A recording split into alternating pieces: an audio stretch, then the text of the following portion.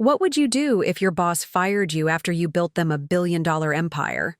Especially if you still had the master codes to shut it all down.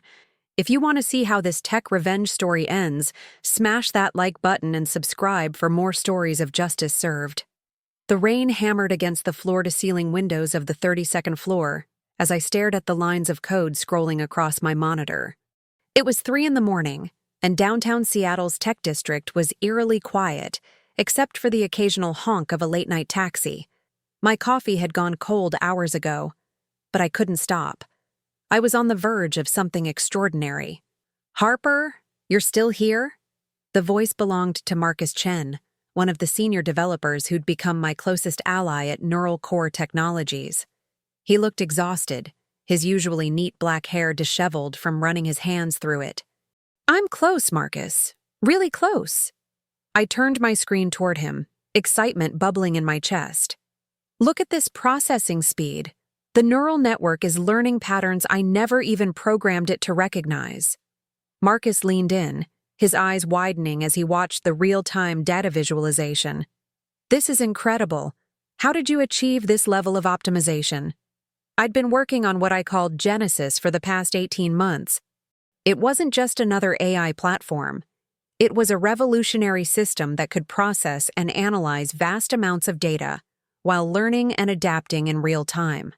The breakthrough came when I developed a unique neural architecture that mimicked human intuition, combined with machine precision.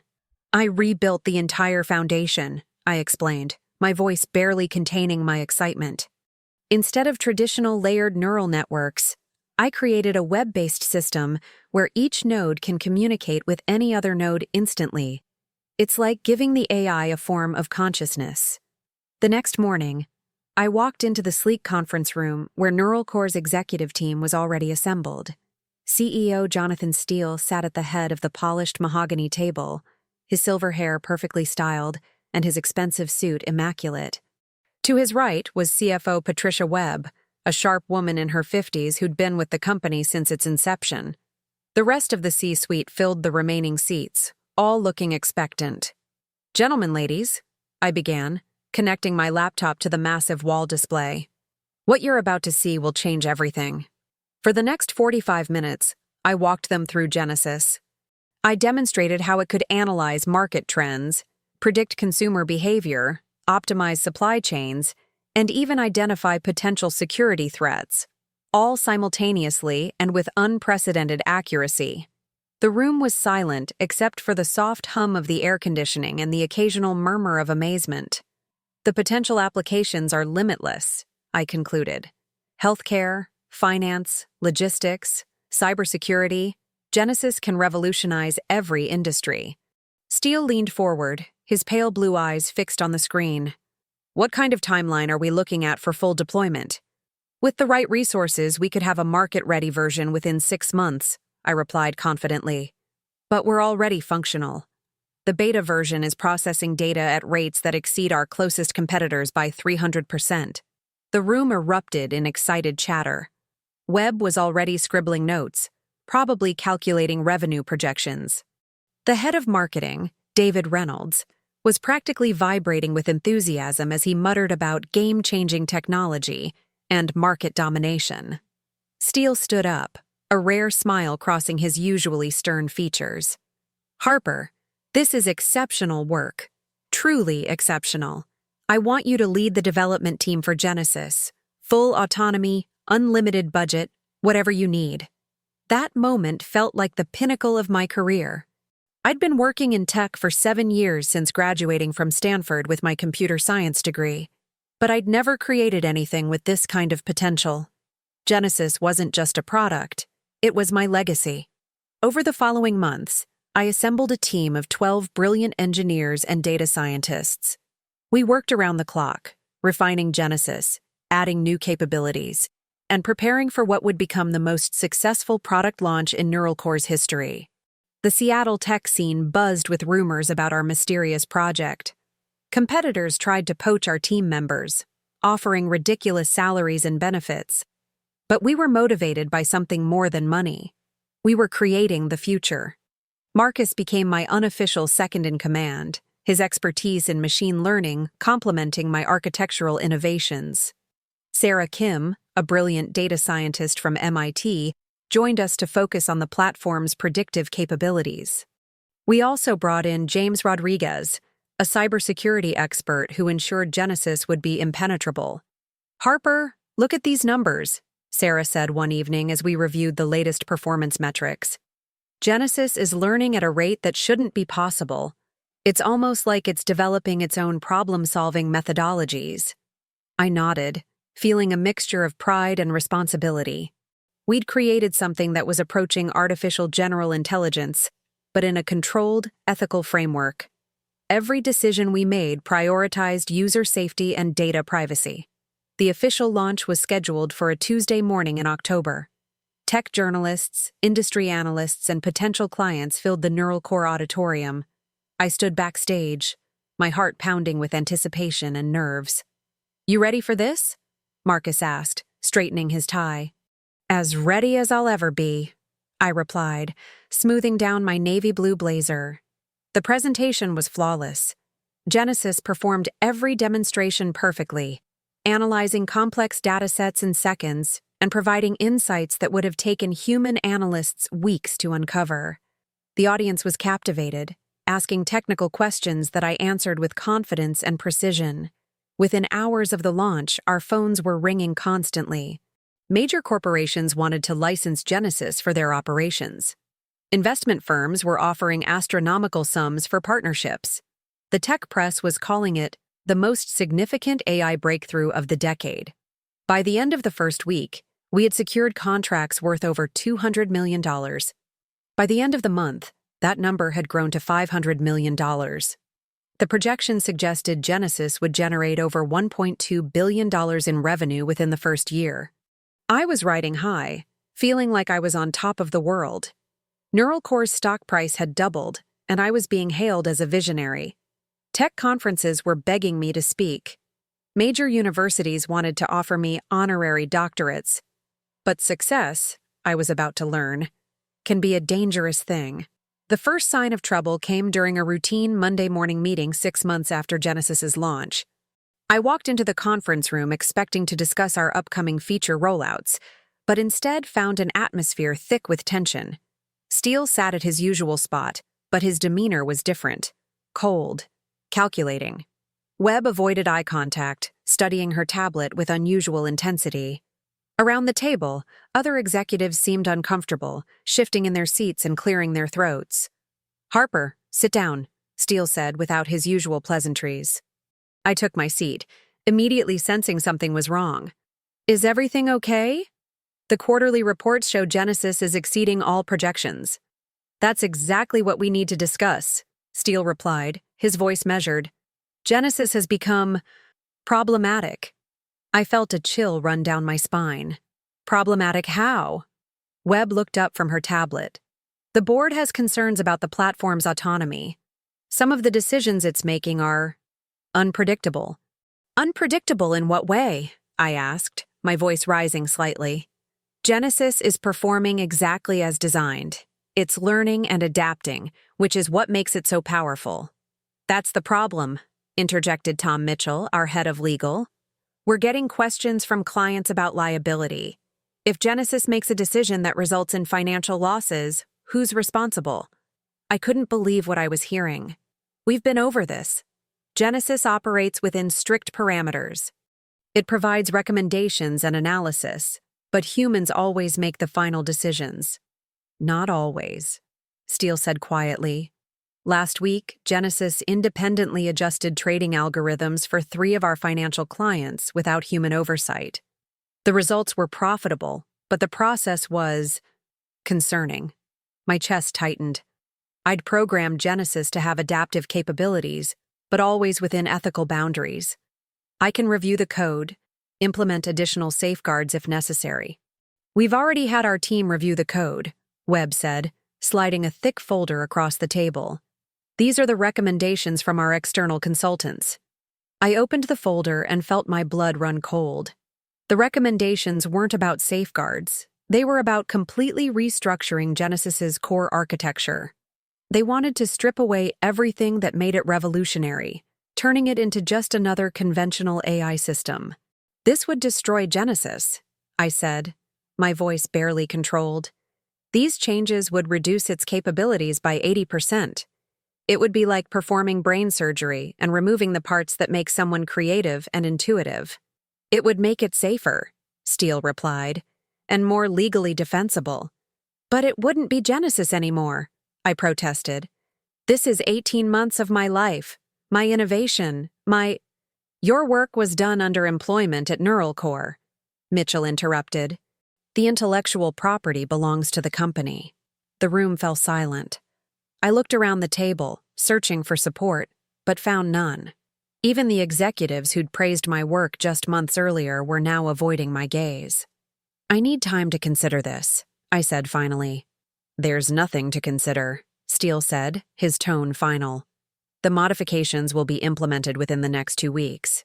You can either lead the process or step aside. That night, I barely slept. I walked around my Capitol Hill apartment, my mind racing.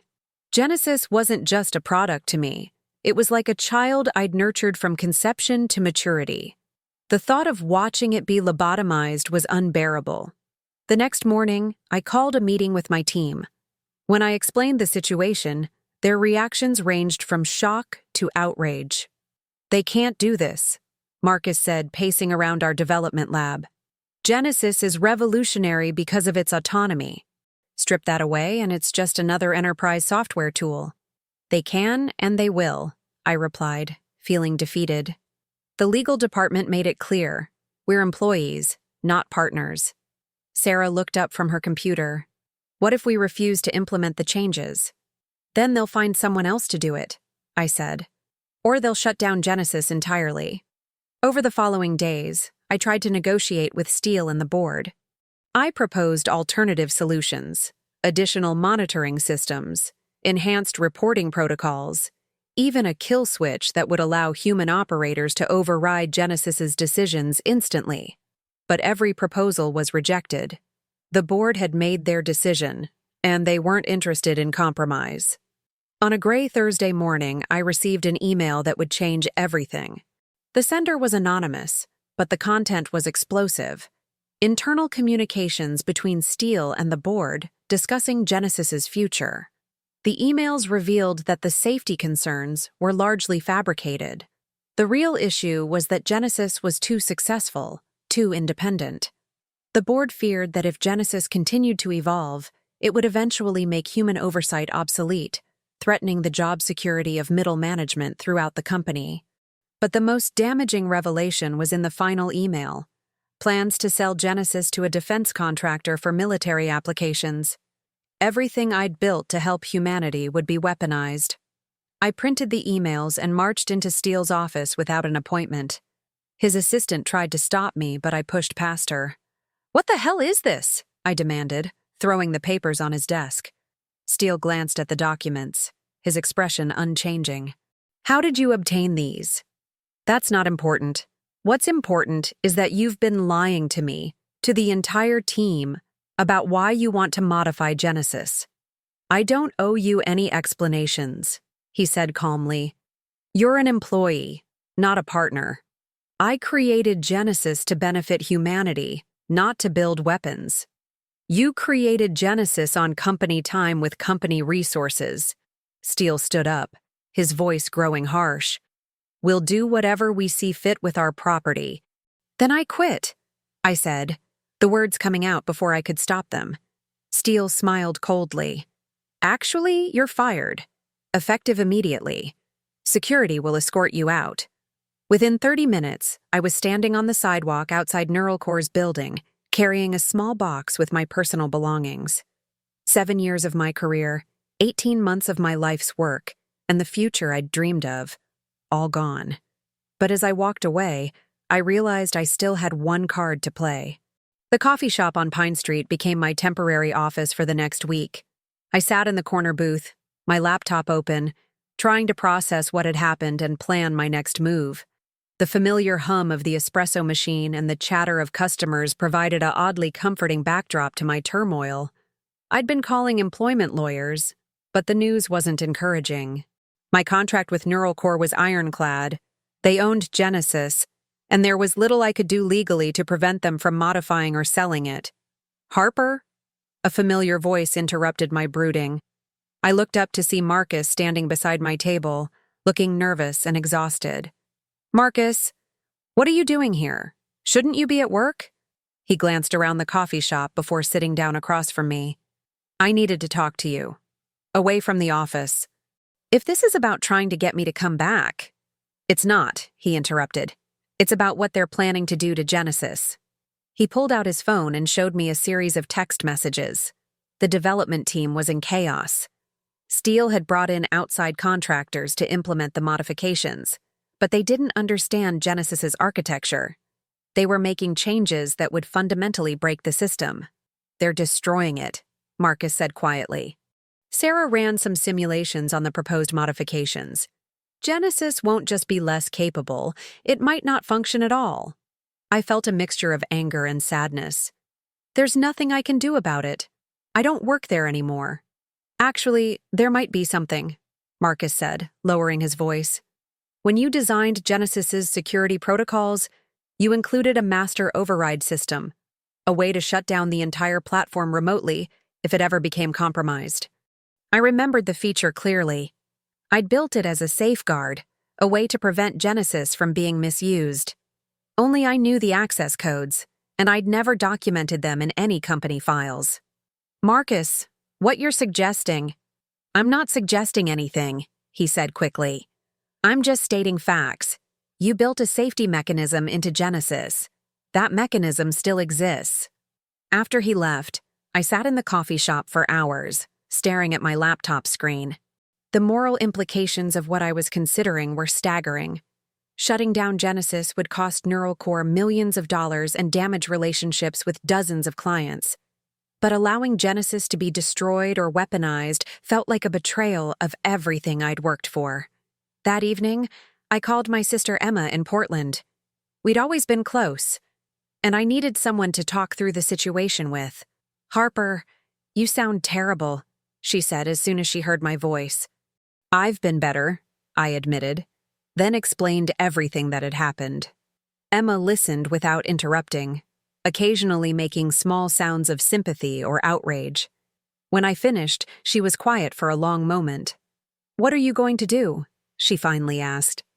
I don't know. I keep thinking about all the good Genesis could do. The medical research it could accelerate, the environmental problems it could help solve. But they want to turn it into a weapon.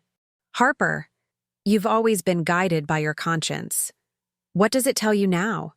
I knew the answer, but I wasn't ready to acknowledge it yet.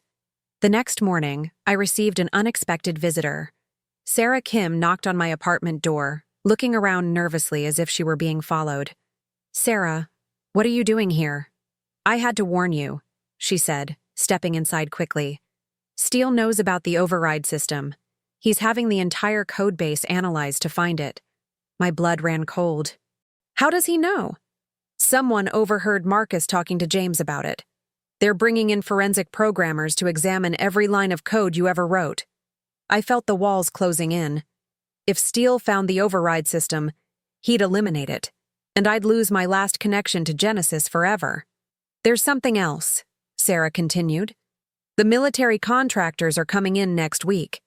They want to see Genesis in action before they finalize the purchase. That night, I made my decision. I drove to a 24-hour internet cafe in Fremont, paid cash for computer time, and logged into a secure server I'd set up months earlier. It took me 3 hours to write the code that would shut down Genesis completely.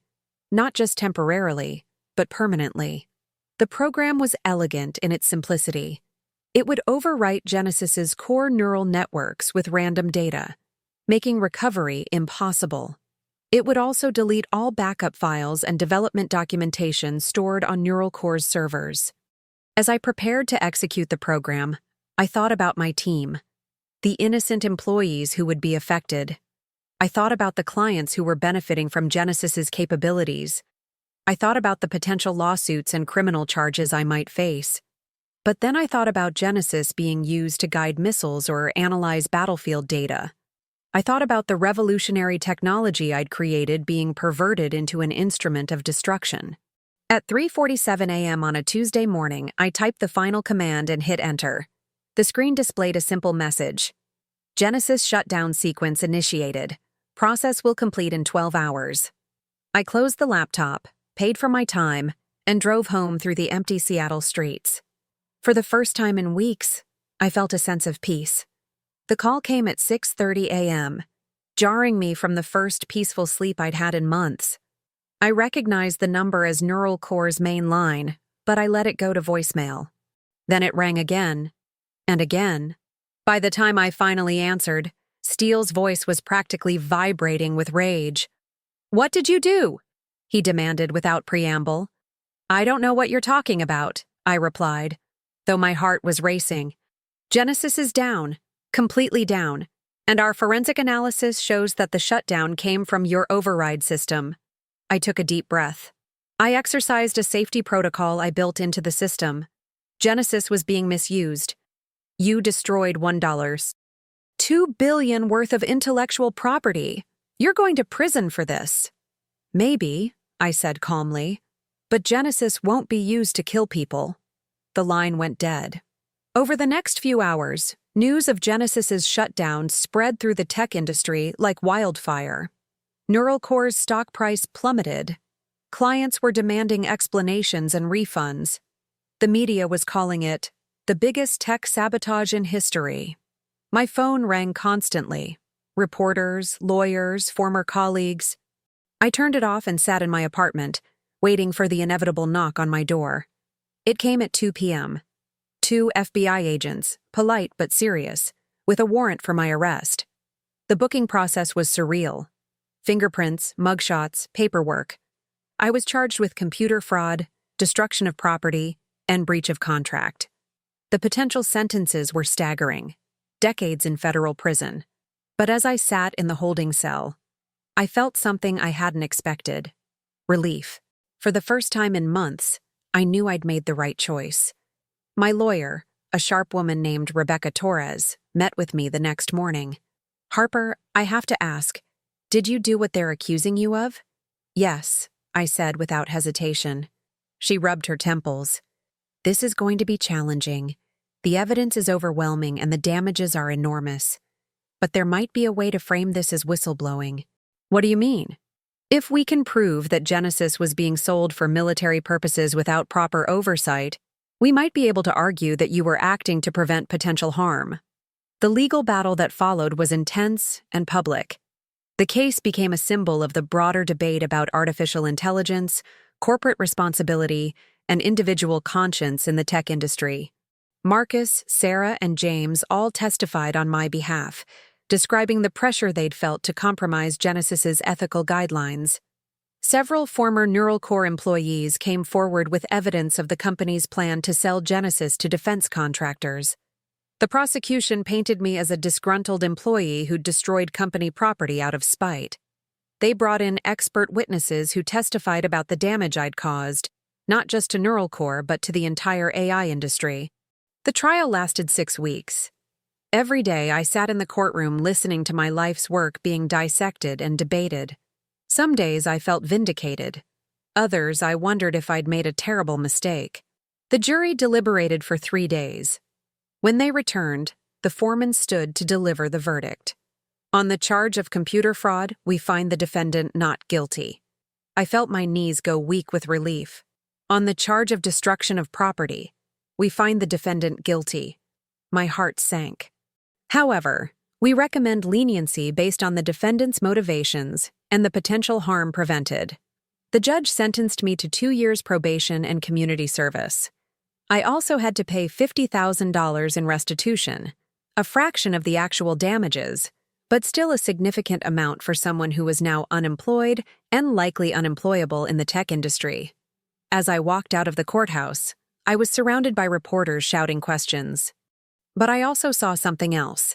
A small group of protesters holding signs that read, "Harper did the right thing," and "Ethics over profits."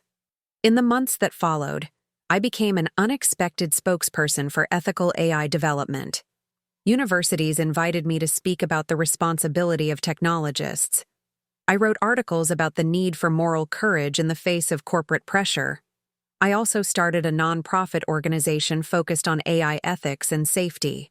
We provided guidance to developers and researchers who found themselves in situations similar to mine. The work was fulfilling in a way that coding had never been.